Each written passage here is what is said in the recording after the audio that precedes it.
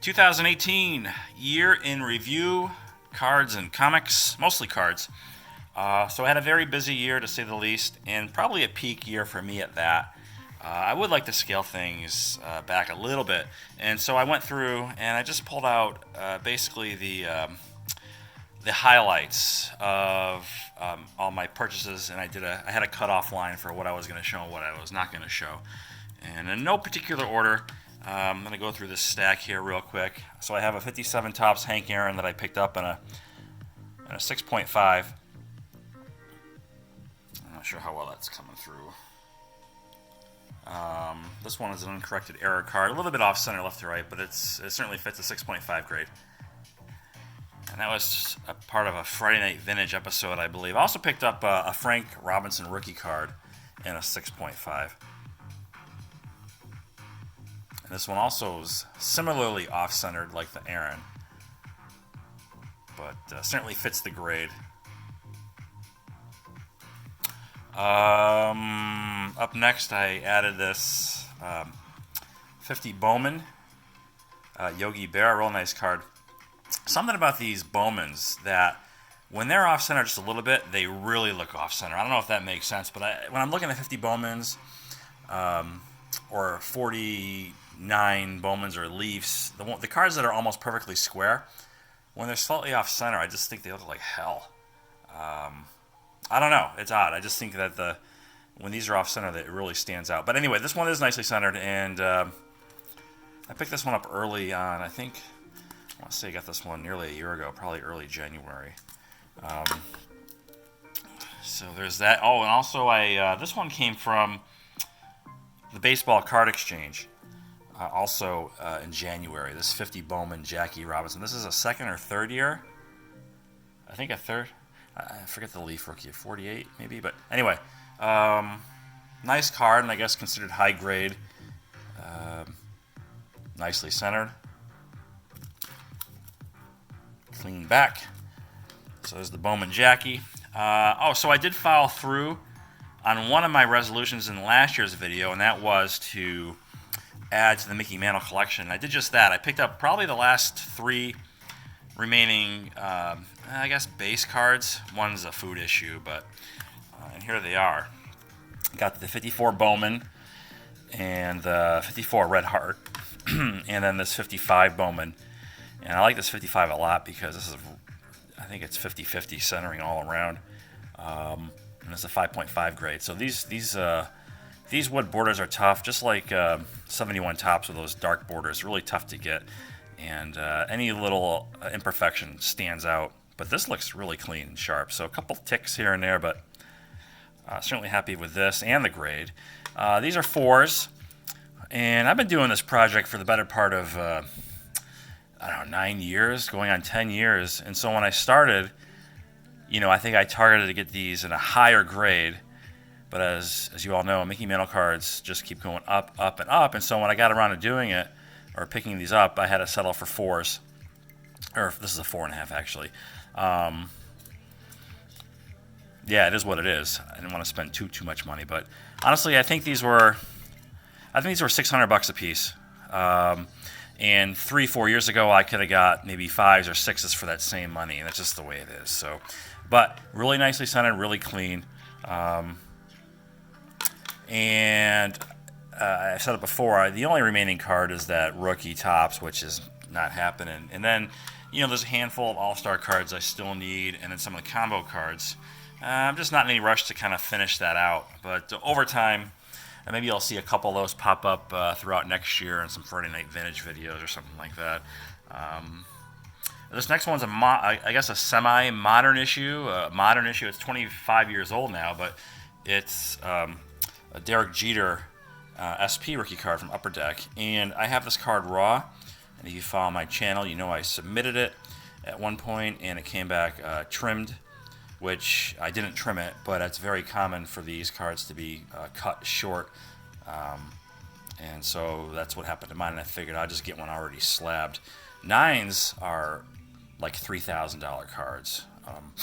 I wasn't interested in spending that kind of money on this, but happy with the 8.5, and this is a card I think has certainly room for growth. He's going to go in the Hall of Fame, and that's still a couple years away, but that should pick up some steam, as we get closer and closer to that. All right, going back to some vintage. I picked up this 54 Ernie Banks rookie card and a PSA 5. I think I got this one from Red Zone Sports Cards, direct from his website. And this card's hard to tell. It's just hard to tell how well centered it is. I think it's off-centered a little bit left to right, but with the white border and then the white background, you can kind of just make out where the borders are. But looks good to me. So this is the Banks rookie, and I have an Aaron. I guess the only key rookie from that set is the K-Line, which is not currently on my radar.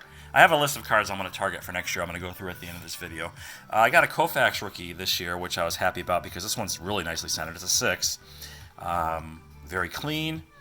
Just a legendary rookie card for sure. In the new holder. And so that was a key pickup. Probably, this may have been... this is probably the biggest one, I guess, from a value standpoint. The most expensive pickup for me this year was this Mays rookie that I got in a 3. And happy with this, too, because you see a lot of these. This is centered really well. And then, I don't know what it is with 51 Bowmans, but a lot of them have those roller marks or whatever it is that go right through the card. It just really takes away from the overall appeal of it. Looks like there's a little bit of a stain there on the back, but... really nice looking 3. Again, this corner is a little soft, but it's a 3. Centering is key for me, as it is for many collectors out there, and so I was really happy to get this. And that, I think, is probably the biggest pickup for me, as far as the most money spent on a single card. Up next, I got this Brooks Robinson rookie. This one's in a 7.5. This was sort of like an impulse purchase. I don't know why. I mean, I'm glad I have it. But it's like, if I bought Brooks in a 7.5, why didn't I buy the Frank Robinson in a higher grade? I bought that in a 6.5. But, that Frank was only like $300. So I thought it was pretty good value for a card in that grade. This one was a little bit more money. But again, another key Hall of Fame rookie from the 50s, Brooks Robinson. And then now, moving on. All right, so I got a couple basketball cards here and a football card before I get back into the baseball. I picked up a couple of LeBron James rookies. I am a Lakers fan, and I'm really happy this guy is on the team. A game changer for sure. This is the Bowman and the Topps base. I have a couple of other rookie cards from previous years upstairs, but these are the ones I got this year. And there's one more card I want to get to finish out his rookie run, and that's the Upper Deck from 2003. Also, I want to get that in a PSA 10. So I'll have his Chrome. Well, the Chrome I have is a 9. And these two obviously are 10. So LeBron, always a good buy. I don't see his cards ever going down, only going up. So the lone football card that I picked up this year, I also think I got this one from Red Zone Sports Cards, but I'm not 100% positive. This Peyton rookie and a PSA 8. And there's not a whole lot of football cards that I want from the 70s. I have a Dorsett rookie. I just don't like, Topps didn't have the NFL license. And so a lot of these cards are just guys without their helmets on, and I don't know. I just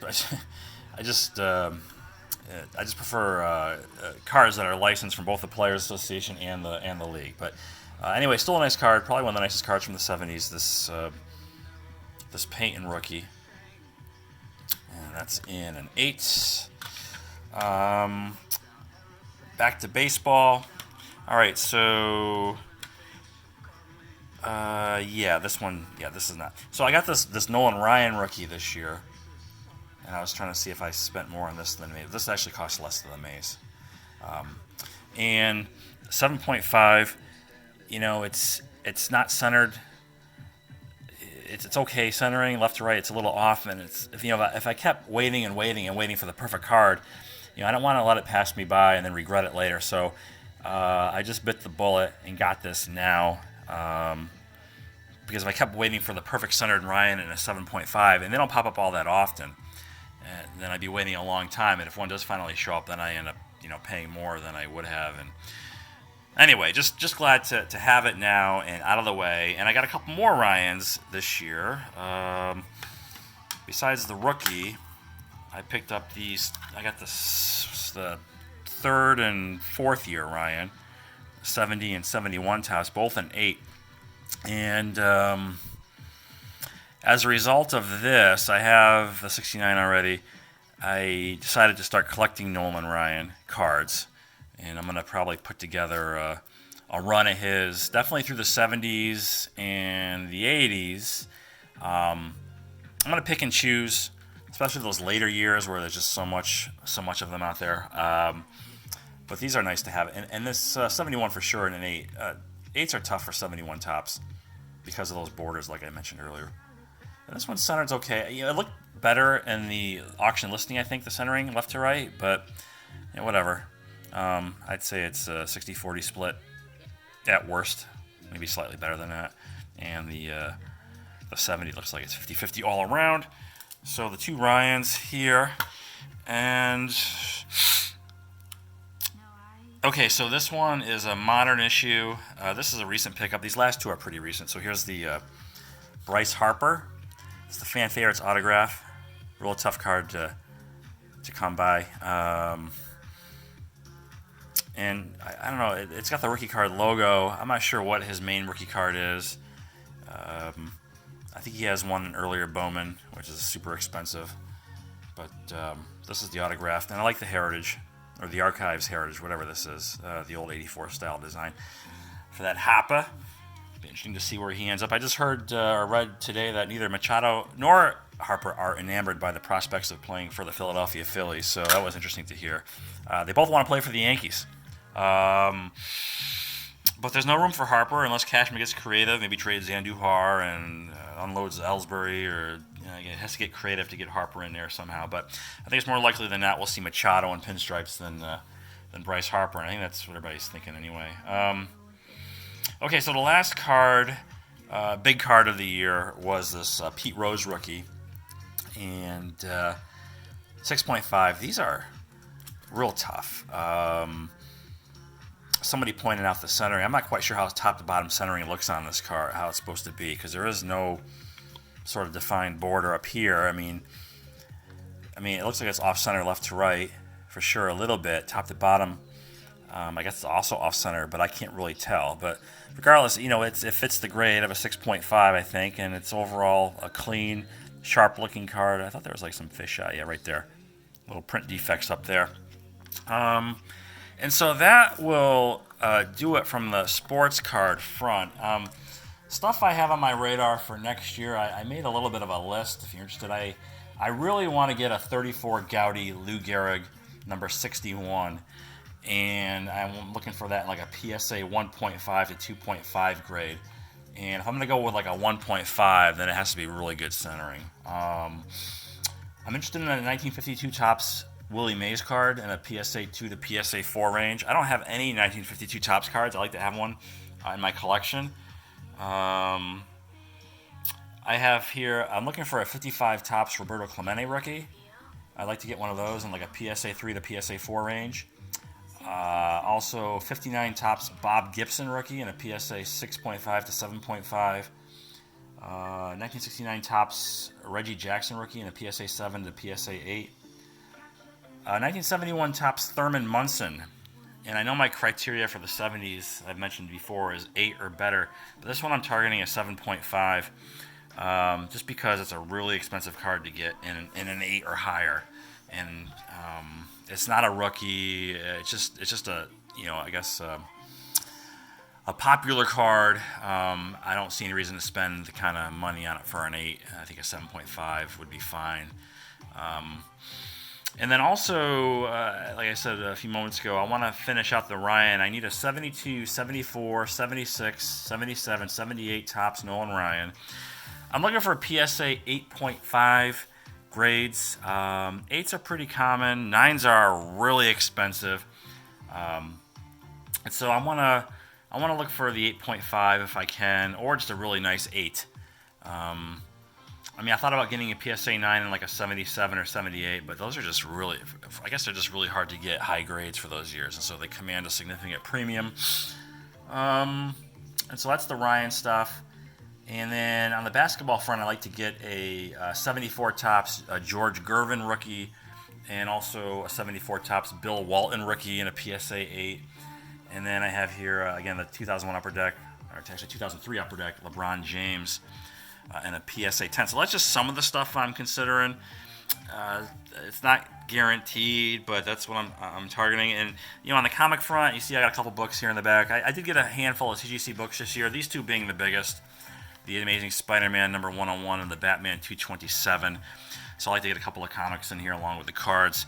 And yeah, so that's it. So there was a lot more stuff I did get, but like I said, I drew a line from the standpoint of price and only included the ones that were above a threshold, and that's what I have here. So that's it for 2018, and I appreciate all the comments and the subscribers. I'm closing on 1,000 subscribers, and I don't know if I'll ever monetize my videos. I'm not sure how lucrative it would be. But it seems like everybody does it now, So anyway, that's it. 2018 in the books. And I guess I'll talk to you all next year. Thanks for watching.